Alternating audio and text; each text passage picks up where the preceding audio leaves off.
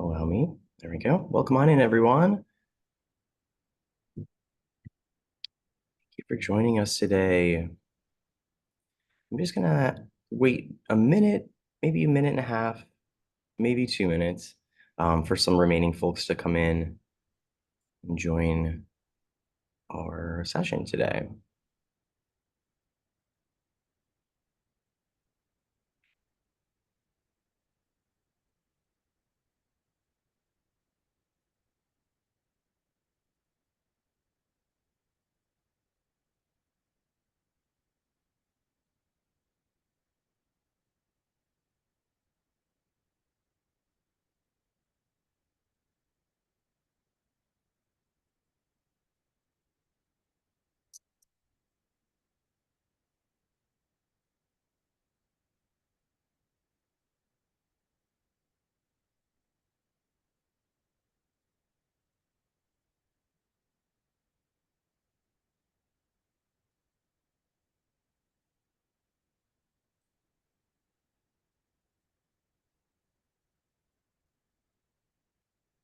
All right, everyone. Well, I will allow people to come in as we get started here. So I will go ahead and respect your time. So thank you for joining us today. Really appreciate everyone being here who's able to join. My name is Dr. Clark Osloos, and I am co-chair of the Advocacy Committee for the Association for Child and Adolescent Counseling. And thrilled to be here today and with an esteemed guest. And just a little backstory. So the reason I reached out to Amanda is that several years ago, I attended a legislative advocacy day in the state of Ohio, in which we were able to talk with lawmakers and kind of learn how to bridge the gap of advocacy with counseling and with the professional counselors. And I remember hearing Amanda speak as she does quite often. And I thought, this would be a really great resource for folks to learn a little bit more about advocacy at that level and kind of demystify the process, learn a little bit about the process of introducing law and how we can, as counselors, and work with others, how can we collaborate to enact change. And so I really appreciate Amanda's time. So Amanda is residing in the state of Ohio, and has spent many years, over 20 years in state government relations, and is currently a partner at, sorry, I can't find it. Is it what is it called? Capital Government Advantage Group. Government Advantage Group. I'm sorry. And there were some other companies there, so I want to make sure I said the right one. And so Amanda, thank you so much for joining us, and we welcome you and would love to hear from you. Great. Well, thanks so much for having me and inviting me to chat with people. I love talking to folks that might feel a little bit uncomfortable with advocacy and trying to demystify some of that and making people feel more empowered, not only to advocate on behalf of yourself, but on behalf of your profession and the clients that you serve. So I did put some slides together, so I'm going to pull those up for you. We do love a good PowerPoint, so. Oh, good. So we don't have to stare at just me. Okay. Is everybody seeing that? Yes, looks good. Great. Thank you. Good. So Chris picked the title. I cannot take any credit for that. So talking policy pathways and empowering counselors to advocate for children's rights. So just to give a little bit of background on myself. So I am a partner at Government Advantage Group and have been a professional lobbyist for about 20 years. So I'm going on my 20-year anniversary this year. I started while I was working at the State House as a page, while I was getting my degree in political science from The Ohio State University. Had a small period of time where I was a legislative aide for a state senator, and then was hired on by one of the first female lobbyists in the state and worked for her until she retired. And almost my entire lobbying career, I have been representing the Ohio Counseling Association and the Ohio School Counselor Association. So definitely pulled from my experience working with those groups to put together these slides today. I do understand that we've got many different states represented here. So even though I'm focused on Ohio and some bills that we're working on and kind of how the process works here, the themes are universal. We're seeing a lot of these things happen across the state. And we also know that ACA does things at the national and federal level. So again, even though I'm focused on Ohio, a lot of these things apply across the country. So I first wanted to start with demystifying lobbying. I know that that can have a very negative connotation. There is definitely that trope that a lobbyist is, a stodgy white man in back room, private dining, drinking bourbon and passing out cash to elected officials. That is absolutely not what I do. So I spend a lot of time reading legislation, communicating with clients. I am spending a lot of time at the state house, meeting with lawmakers and things like that.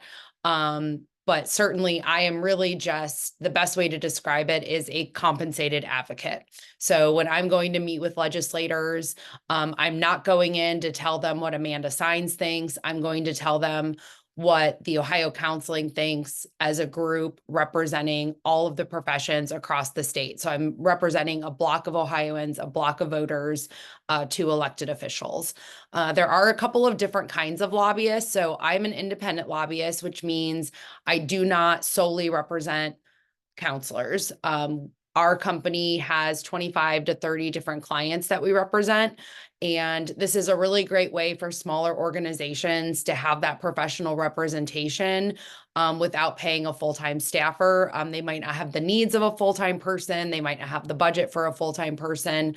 So they end up hiring an independent lobbyist like me. Larger organizations, corporations, they're going to have an in-house or corporate lobbyist. So a group like the Ohio State Medical Association, which is humongous, they've got full-time staff, 2 full-time lobbyists that's all they do is represent physicians. And then there's also agency lobbyists. So even the executive branch is a totally separate branch of government than the legislative branch. So the governor and his cabinet, they've got people that are considered lobbyists as well. So you've got, the Ohio Department of Mental Health and Addiction Services. They've got somebody internally that's considered their lobbyist. Oh, why is it not working? So again, to demystify this unethical, sleazy connotation of lobbyists, I have to comply with all kinds of state ethic laws in respect to what I do. I have to register with the state on behalf of the Ohio Counseling Association. 3 times a year, I have to report to the state every single bill that I have worked on behalf of counselors in the state. Have to disclose any money that I spent on legislators because there is an element of entertaining. So if I have a coffee meeting with a legislator and buy their cup of coffee, I have to report that to the state. That how much is coffee now? Like $2.99 a cup or something like that. I know it's more expensive than the 99-cent that I'm thinking of. So all of that has to be reported, and there are limits on how much you can spend on a lawmaker in any given year. Also, you hear about a lot of the political action committee giving. So the Ohio Counseling Association does have a political action committee where we raise money to give political contributions to legislators that are favorable to our issues. And that's always a good way. Like if you want people that are supportive of your issues to get reelected, they need the resources to run a campaign. So it is a very important part of the process. But again, all of that has to be reported. It's anytime you want to see every single person that gave to the OCA PAC, you can look it up. Anybody that we gave to, you can look it up and it's public. So just to give a quick rundown on the Ohio legislature.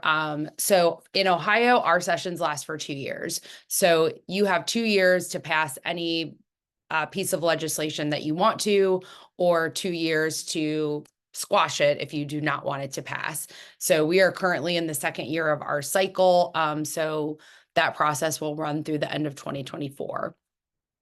We've got 99 members from our House of Representatives, so we are bicameral. I think almost every state is bicameral, with the exception, I think Nebraska only has one legislative body, and we are very red. So, political dynamics are going to be very important, looking at your state when you're trying to figure out what you can get accomplished. So with 67 Republicans and only 32 Democrats in our House of Representatives, you have to have Republican support to get anything done. And further, they've got the ability to override governor's vetoes. So even if, we do have a Republican governor, and we're going to talk about that a little bit later. But if there was a Democrat governor and that was the stopgap for legislation that you were trying to not pass that was harmful to kids, they can override that veto. Same thing with our Ohio Senate. It's even more stark. There are only 7 Democrats in our Ohio Senate. These veto-proof majorities. So again, you're just making sure that you're being realistic about your legislative priorities. You have to look at your political dynamics in your own legislature. So one thing just is always important to remember, because I get this question a lot, especially when I'm talking to younger people and I'm like, oh, does anybody here know who their state senator is? And inevitably somebody will raise their hand and say, yes, it's Sherrod Brown. And I'm like, no, that's not, that's your US senator. So, the ACA and the American Counseling Association, they work with the folks in DC. Washington has their whole other set of political challenges that I don't have time to deal with. I'm stuck in Ohio dealing with our own. So when I'm talking to folks for OCA, I'm only working on state issues, but that's going to cover a broad area, because not only do state laws affect your patients and how you practice, every state has their own practice act and actually issues your license. So we also work a lot with your state licensure boards, and you can get a lot of great advocacy work done there. One example, in Ohio, we for years tried to pass legislation to ban conversion therapy for minors, and it just wasn't able to get done in our political dynamic. So instead, we were able to work with the licensure board to make it clear that they were issuing directives that was outside of the code of ethics to do that type of therapy. So again, sometimes you just have to get creative in your advocacy tax. If one isn't working, what are some other ways that you can accomplish your goal if it's not through the legislative process? So this is kind of your schoolhouse rock version of how a bill becomes a law. But really all the work is happening in those little arrows on the screen, right? So there are certain formal things that have to happen in the legislative process. You have to introduce a formal bill with a number, and it looks all official, and they have to have their committee hearings, and all of that is very important. But a lot of the decisions and conversations are happening behind the scenes, which again, it's why it's really important to be engaged in the process. Yes, showing up to testify is a great way to advocate. Yes, showing up to a protest or a demonstration, all very great ways to have your voice heard. But it's really making sure that you're making that direct communication to lawmakers outside of those formal processes that could tip the scale. And it's also those are ways that a professional lobbyist can help, because even though I only have one state representative and state senator like everybody else, I know them all. So, I have access and the ability to talk to all of them, figure out which ones might need a little extra work or a little extra outreach. And those are all advocacy strategies that we work on as part of an association, as a collective, to really maximize those grassroots impact. We're able to assist with that. So why advocate, right? I know people get really frustrated. Like, what does my one little email do? Does it actually help? Does it actually make a difference? And it can get really frustrating. And again, you feel like a little fish in a big pond. But when you get a whole school of fish, it starts to make a difference. So that's why your one makes a difference if everybody else is doing it as well. And it is imperative that elected officials hear from their constituents and experts in the field on how policies affect you. There is not a single counselor in the Ohio legislature. We've got some doctors, we've got some nurses, but nobody knows your exact profession. We've got some teachers that's helpful, particularly with issues related to children. But it's really important that they're hearing from those boots on the ground that are actually helping these kids manage whatever struggle they're going through. And I always get the question, like, what's better? Is it better to write a letter, call, email? I always just say whatever medium you are the most comfortable with, that is what you should do. Every once in a while when we do a call to action, we will put together a form letter or a sample letter with talking points. And people are like, well, sending this form letter is not going to do anything. Well, it does more than not doing anything. So if like all you can manage and all you have the bandwidth to do is copy a form letter and send it to your legislator, I'll take it. It's better than nothing. Of course, a handwritten letter with a personal story is going to have more impact. So if you have the bandwidth for that, great. Also, we know that, social media is a way that everybody is communicating and everybody's got their phone and whatever. If you like Twitter, or, Facebook or Instagram or whatever, all these legislators are on the social media platforms as well. It's a great way to keep up on what they're working on and some things that they might be saying. And, you might find an avenue to advocate there as well. This is their job, right? They are public officials first and foremost, and it is their job to interact with their voters, to listen and gather that feedback, whether they ultimately vote the way that you want them to or not. It is important that they hear. I'm just going to give one example. Another group that I represent is a gun violence prevention organization. And the majority of people, every poll shows that the majority of voters support common sense gun regulations and gun policies. But that majority does not contact their legislators about this issue. But the Second Amendment rights people do, and they do it in droves. So there is a bill that's being proposed in Ohio by some Democrats to create a gun violence prevention task force to explore issues. And one legislator got 400 emails in one day telling them to oppose the bill, and not really any supporting it. So it really is important when you have that critical mass, because the people that might not agree with you are doing the same thing. And if they're doing it more effectively, legislators are going to take notice. You don't need to come to your state capitol to meet with your legislator.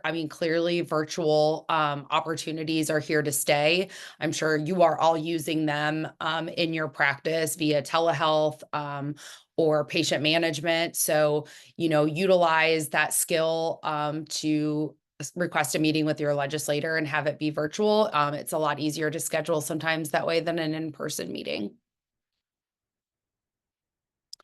So it's really important to remember, again, try not to be intimidated. I know people feel like, these people are just so important in their suits and ties, and, I'm intimidated by them or they're somehow above me. But they're not. Like, they're more approachable than you would think. Of course, there's always going to be the outliers where some people are just, not nice, right? That's, the world that we live in, right? But most people are good people that want to talk about something and want to hear your perspective. And they are just regular people. They're your neighbors. And it is their job to listen to constituents. It also helps give them the pulse of their district because they want to govern effectively, right? So they're getting calls, emails, letters all the time in their office. You should never feel like you're imposing on their time by being one of those people that calls. It is their job. But you also want to make sure that you're always being respectful, right? You're going to see this bullet point at the end here. a lot, especially when you're having that direct communication, or if you try to get that meeting with your legislator or invite them to talk to a group that you're at, or if you go to a community office hours that they're having. A lot of times, especially if you're following them on social media, they're going to be like, well, I'm going to be at the public library on Saturday from 1 to 2. Welcome all community members to come and meet me, talk to me. If that's something that you're going to, these can be tips for that as well, not just a formal one-on-one meeting. So you always want to try to remember to address them by their title, and be respectful, and honor that position that they have. And you also want to be very clear in your ask. Don't beat around the bush, right? So if, we're going to talk about House Bill 8 later, is a bill that's making its way through Ohio. And you're like, well, I'm for parents' rights, but I'm just really worried about some of the specifics in this bill. And, just what do you think about that? Like, that's not clear. You need to say at some point, please oppose and vote no on House Bill 8. Like, you can't be afraid to just say exactly what you're asking them to do.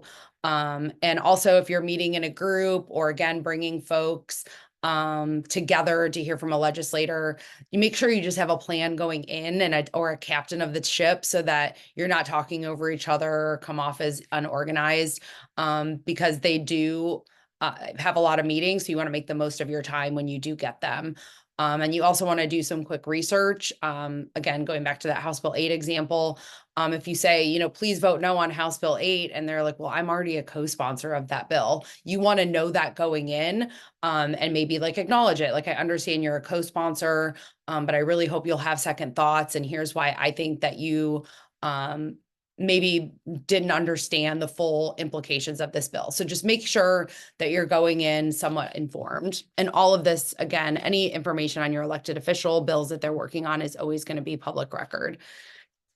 And again, you just really want to make sure that you are being respectful, even when you're talking to somebody that might disagree with you. Again, the Ohio Counseling Association, we are opposing a lot of things that our legislature is doing right now, and the Republican majority is doing.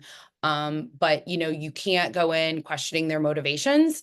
A lot of times these things, even though it might feel like it's coming, from not a nice place, I think the intentions are good, and going in, giving people the benefit of the doubt that they have the best intentions, and realizing, especially if you're having these one-on-one conversations, you're not at a rally, you're not at a demonstration, you're not at a protest. Those have their place. But in these one-on-one meetings, you really want to be respectful. And also that helps you get respect from them too. Amanda, can I ask a question really quick that popped up Please. for me? Yes. So I love all of this. I really appreciate what you're sharing. It really hits home for me particularly. And I'm thinking about, in our advocacy work, do you find it more successful or more effective if folks are using, when we're sharing information about, to oppose or not oppose a bill, personal narratives that relate to the content, or scholarly research that relates to the content? Do you know what I'm saying? I'm Yeah, always. I think that personal stories resonate more. I think having the data behind you is important in referencing that. But people, I think, are more moved by a personal story. And, a lot of times you see it like that on the other side too, um, I want to use a good example, and a respectful example, but with the Women's Sports Act, right? So we're going to talk about this too, where you're seeing a lot of efforts from banning transgender women from competing in girl sports in school. And that example that you see, the woman swimmer that's going across the country testifying about her experience, and feels that something was taken away from her through her competitive journey in competitive swimming. That story resonates with people, right? And so even if data doesn't show that there is this floodgate of trans girls coming in and competing in these sports, and that data doesn't show it, those personal stories are resonating with folks. And so having that counter story of trans kids competing, or other girls saying, well, I welcome them on my team. They're a great team member. I want them here and playing with me. So like the personal stories on the other side are working. So you have to have that counter narrative as well, if that makes sense. Yes. Yes. Thank you so much. Absolutely. Yep. So we kind of talked about this again, just making sure that, you're using talking points and staying on message, but we talked about this a lot already. So just getting in again to a couple of issues, and even though these are specific bills in Ohio, we're seeing these across the country, particularly in some more red states, and we're just working really hard on them. So we're opposing a bill that's called House Bill 8. I used it as an example earlier, and it's known as the Parents' Bill of Rights, and it would require that school personnel, from your teachers to your school counselors to your school nurses, to the cafeteria workers, to report any changes in a student's mental, emotional, and physical health to parents. So a lot of times in Florida, a similar bill was dubbed the Don't Say Gay bill, because it's really getting at, hearing these stories of kids wanting to be referred by a different gender, and then the parents didn't know about it. So some of that is a part of this bill, but it is a lot bigger than that. So just making sure when we're talking about it, being really clear that we do not oppose parental involvement in a kid's education. I'm sure working with kids, that having a supportive family for whatever trauma or behavioral health issue you're working through with one of your young patients, having a supportive family behind them is going to help the kid progress, right? So we don't ever want to keep parents out of those decisions. But it's not a 100% rule, right? So to make this a law, there is inevitably going to be a situation where it is not in the best interest of the student for certain disclosures to happen immediately, right? So we're worried about the erosion of trust. We want to make sure that counselors in a school are a trusted adult for kids that might not feel that they have one otherwise. And also, we know kids like to gossip, right? So if one kid has their trust broken by a school counselor, that word is going to get around like, don't go to the counselor about this. They're just going to tell your parents that nobody's going to the counselor, and they're getting advice from each other, or God forbid, the internet. So making sure that kids have trusted adults in a school, we think is really important. This bill has already passed the House. So we are working on it in the Senate to try to get some changes. They did make some changes to the bill. Unfortunately, they have made it worse in terms of our opinion on it. It would actually further require schools to disclose to parents when they receive any healthcare services in the school that could be provided outside of the school. So before, it was really focused on that, academic, social, and emotional. But we've seen in Ohio, and I'm sure you've seen it across the country, a proliferation of school-based health services, right? Where you've got children's hospitals instituting school-based clinics, particularly in urban or low-income areas where these kids otherwise can't access their health services and their regular physical screenings. So they're able to bring that in the schools, and it's a great thing. But now they want to make it sticky with having to disclose and get prior consent every time the school wants to go to the clinic. So we're worried that could really include and exacerbate some barriers for kids to get the needed healthcare that they need. So some of the talking points, I've kind of talked about this already, but talking points that we're using against House Bill 8, again, as mental health professionals, we want parents involved and know that we want them part of their child's well-being. And it's a crucial aspect of those counseling services for minors. In particular with school counselors, and again, I represent them as well. We already asked the student, right? If the parent is aware of any social and emotional issues they're experiencing, if the student has not informed their parents, really what we're doing those first couple of sessions is giving them the tools to talk to their parent about an issue that they're struggling with. So, if you're just immediately saying, well, I have to call your parent about this, it's better for the child and it's better for the whole family if they're able to discuss it together.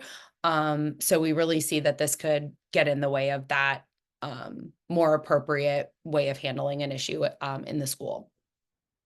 And we really just think there needs to be a balance struck between that immediate mandatory disclosure and allowing kids to work through this stuff on their own.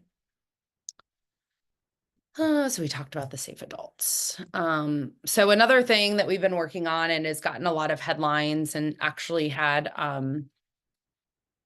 former President Trump weigh in on Ohio's actions on this bill. And I talked about this a little bit, but House Bill 68 would generally prohibit gender-affirming healthcare for minors, including hormone therapy, puberty blockers, any type of medical intervention for gender-affirming care. The Ohio Counseling Association was opposed to that, and it also included the provision dealing with banning transgender girls from playing on school sports. So this bill did make its way through the legislature and was sent to our governor for signature. And the governor, after meeting with a lot of families and children's hospitals, did veto the bill. And that was huge because, again, we've got a Republican governor who vetoed a Republican passed bill by the legislature. That's when folks from all over the country weighed in with how disappointed they were with our governor, including President Trump. So he did it anyways. And the legislature, like I said earlier, we have Republican majorities that can override vetoes, and they did elect to override that veto. The governor had tried to do some things administratively through rules to kind of attempt to stave off the veto override, but that was not to be. So it is currently before the courts. So currently a court has issued a temporary restraining order. So basically the law, even though it is passed and technically in effect, it is not in effect based on court order. So they're going to let that play through the courts and see what happens. So I'm not a lawyer. I should have said this earlier. I'm not an attorney. So a lot of lobbyists are attorneys, but I am not one. So once something gets to the courts, that's really outside of my my comfort zone and my bandwidth. I just kind of know what I read in the news like everybody else. This is really helpful, Amanda, I will say, because I'm thinking about even, and other folks might share this who are clinicians, and thinking about working with, trans folks or gender expansive youth.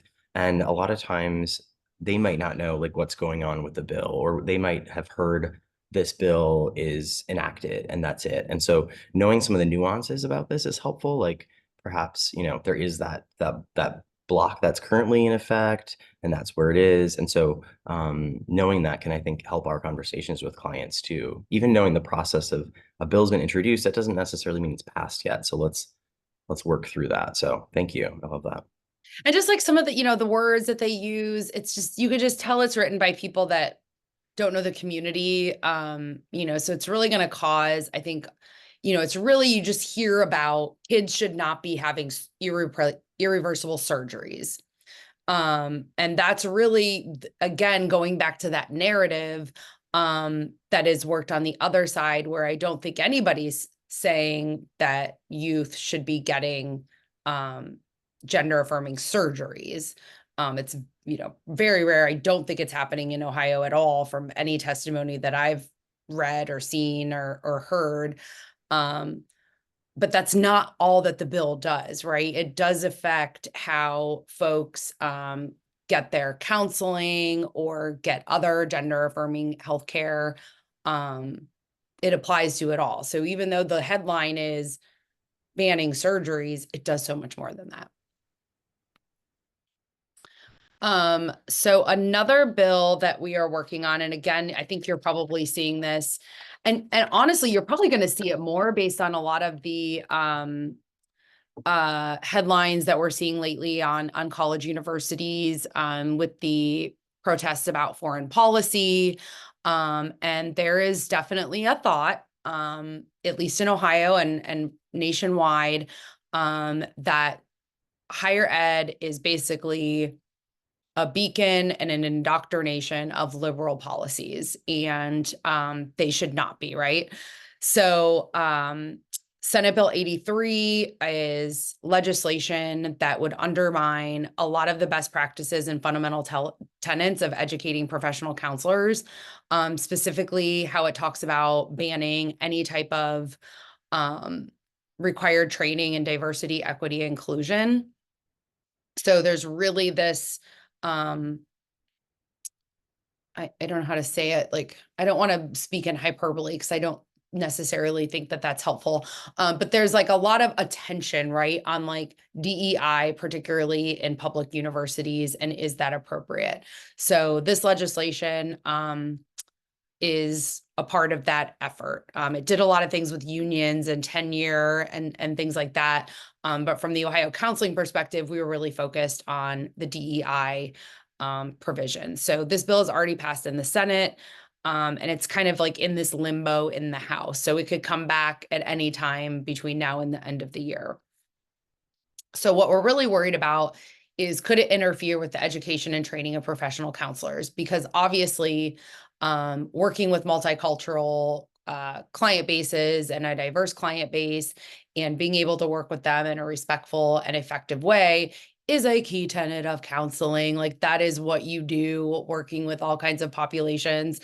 And if your Institute of Higher Education is not allowed to teach you how to do that, how are you supposed to learn? So we were able to work with some other groups to get a narrow exception in the bill, where if you need for accreditation to be an accredited counseling program, you have to be able to teach these types of things. But then the university is going to have to seek an exemption to be able to do it. So it still is not ideal. It's better than nothing, but it's still, we are not in support of this. So again, counselors need to be able to be trained to work with all Ohioans. And yes, this could be unneeded government interference on how we're learning about counseling and working with diverse populations. Also a key thing that we do, and I'm sure this happens again nationwide, is just collaboration, right? Whenever you're able to work with groups that share a position, you're able to maximize your input, expand your reach, work with more people. So groups that we work with all the time is, our school counselor friends, particularly on issues affecting adolescents and kids. And since I represent them too, it makes it really easy for me to collaborate with myself. But I joke. We also work a lot with their National Association of Social Workers here in Ohio, the Ohio Psychological Association. And then, of course, anytime we can get information from the American Counseling Association to see, okay, how did this other state fight this issue that now we're battling in Ohio? What's going on nationally? So they're a really great resource for us as well. And that was all that I had prepared. Amanda, thank you so much. We have a question that came up in the chat as well, Sure. and I wondered if you could talk to it. It's from Mike, and he talks about living and working in Tennessee, which is also very red. Have you found any talking points or strategies that might be more salient or well received by that side of the aisle, so to speak, when talking about some of these things? So a lot of times, legislators feel like they have to vote certain ways, right? So things might resonate behind closed doors, and then they're like, but I'm still voting for it, which is really frustrating. But one of the things that I feel has really worked, especially with like House Bill 8 that people kind of get, is that a lot of these bills are written under the predication that all kids come from good families. And that is just not true. And that that's not true. And so talking about experiences of here, like, okay, this kid came to me, and while their home situation might not rise to the level of that federally required abuse and neglect report to Child Protective Services. Here's why I feel like it is not in the best interest. Obviously doing it in a way that respects confidentiality. So I think that that's, a good thing to acknowledge. When I talk to legislators, I'm like, I know you're a good parent and you can't imagine not supporting your kid. And that's why you think that this bill makes a lot of sense, but not all parents are good or involved. Like I hear from school counselors all the time where it's like, if I had to call parents every time that something came up, like parents say to me, like, they're your problem from 8 to 3 and hang up, or they never call back. Or, there's just all kinds of different type of family dynamics, right? That the bills don't really contemplate. So that's been helpful. And I think also, acknowledging why we talk a lot about parental rights, trying to reframe it as, well, what's the parental responsibility? We hear a lot from our school counselors and our counselors too, like if the parents wanted to know and called us, we would just tell them. Like they have the right to this information in a lot of cases now. If they just asked, we would tell them. If they wanted to know how many times did Johnny go to the school nurse this week, call the school nurse and ask them. So that has sort of worked. Yeah. It's really getting creative. It's really like, and it's also I feel like I'm hearing like knowing the counter narrative to better approach our narratives, like in moving forward. That's been really helpful. Yeah. Um, Another question that came up was from Marie, who says that they serve clients who reside in 3 areas, versus Virginia, Maryland, and DC. If they reside in Virginia but want to advocate for clients who reside in Maryland, let's say, do you think legislators outside of that state would listen? Should we stay within our state of residence for this type of work? Do you have any thoughts on that? I mean, I think putting that context in, it never hurts, like to say, well, I'm a counselor in West Virginia, but I serve, multi clients. Um, through the advent of telehealth and the licensure compact, however you are, licensed in multi-state. But I do see this with my Ohio patients, and I think that you should do that. Thank you so much. Anyone else have any thoughts or additional questions that are coming up for you? You're welcome to put them in the chat or hop off microphone if you want as well. Um, leave a little bit of space for additional questions.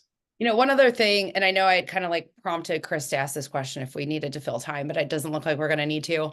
One of the things I hear from our counselors a lot is just like advocacy fatigue. It's like we're just constantly taking the hits and they're doing it anyways, right? And so, actually last year for their big statewide conference, we brought in a legislator that's an ally and, had her talk to them about how she keeps, keeping in the fight, right? Like one of 32 Democrat members of the House. How do you keep fighting the good fight on some of these issues? And again, I don't want to make it sound like there's no good Republicans. Like I like almost all of them. Again, we just have some fundamental disagreements on some of these issues that I'm talking with you about. And you never know what little marginal gains you're going to get. And it might not feel like a win, but it could have been way worse if you didn't show up. And I know that's not really a rallying cry, but somebody's got to do the hard work, right? Somebody's got to be there. Somebody's got to be that voice of objection. And if you don't do it, if you don't care about your profession and your patients, why should they? So continuing to show up and showing that you care is really important. Thank you. I also was really, it resonated with me when you were talking about just, because I often feel too like, oh, one email, one letter. And sometimes I'm like, oh, maybe I won't do it, and that feeling of kind of the one fish, but I really appreciate that piece of many fish together can be helpful. Um, They don't get as many as you would think. So one Right. makes more of a difference than you think. Yeah. Anything else anyone wants to ask about? I'm curious too if maybe we can put in the chat if you're able to, like what state you are in. I know that we had some folks share multi-states, Tennessee. Uh, just curious where you're dialing in from today. Texas. Um, Oh, awesome. Haley, then you're familiar with a lot of stuff I'm talking about in Texas. Yes, it's awful. I'm embarrassed to admit I live here. Like I said, there's good people everywhere. And you just have to, give people the benefit of a doubt and thinking, assume they're coming from a good place and that you have a different opinion on how to get better.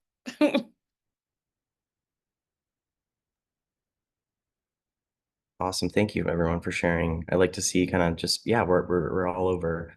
Um, but as you said to Amanda, we're seeing like similar laws in different states and different you know, levels of where they are within the procedure. And so this has also been really helpful in knowing that flow chart of the procedural aspect as well. Um, yeah, so one thing I wondered too is I'm thinking about when we talk about bills, and sometimes folks want to look at the actual bill and look at that language. And you shared that you often have to read a lot of bills and things like that. So for someone like me that can barely get through the first line of a bill and understand what it means, I'm wondering, like, what are some ideas you might have about better understanding those bills, like in a way where I'm not just reading it from the website and going, I don't even know if I understand what this means. Yeah. So I think, and obviously this group's an engaged group, so I probably don't have to tell you this, but like being a member of your professional association, is a great resource because, like I said, I'm not a counselor, but I've represented counselors for like going on 20 years. So I know what you guys care about. So, I do a written legislative report for every Ohio Counseling Association board meeting. I submit content for newsletters. And I really try to break it down in digestible, format, right? So it's easy to read, understand what it does. In Ohio, we do have a body, like an official body that will do bill summaries that make it easier than like reading actual bill text because it can make your eyes go cross.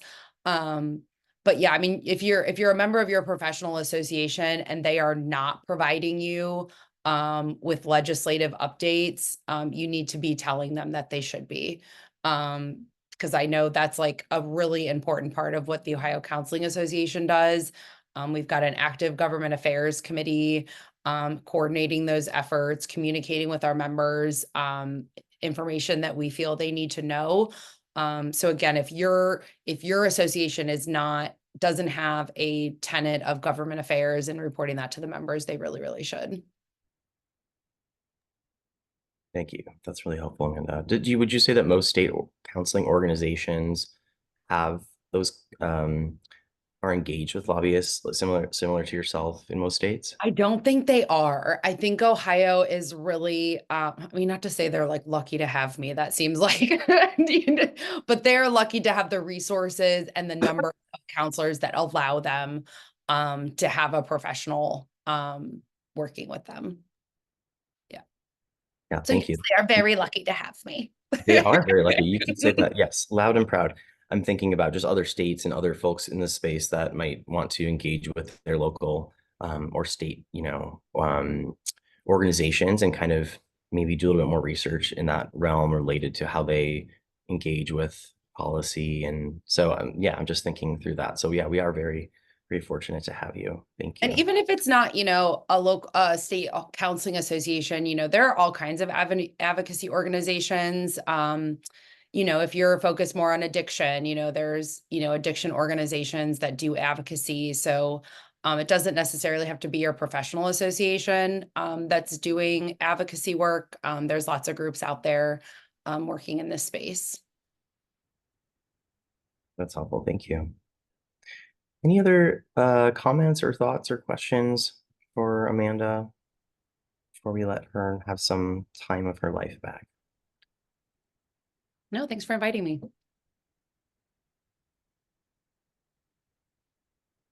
Awesome. Thank you, Amanda. You've really helped, like I said, demystify the process, really just give us some good foundations of what you do, of, what it looks like, the process, and what we can do. And also empowered us in that, there really are no small, movements. I mean, even if it is small, it can be impactful. And so I really appreciate that. So yeah, thank you so much. All right. Thank you, everyone. We appreciate your time. And Amanda, thank you again. Thanks, Clark. Thanks, everybody, for listening. We appreciate it. Enjoy the rest of your day, everyone. Thanks. Have a good weekend. Thank you.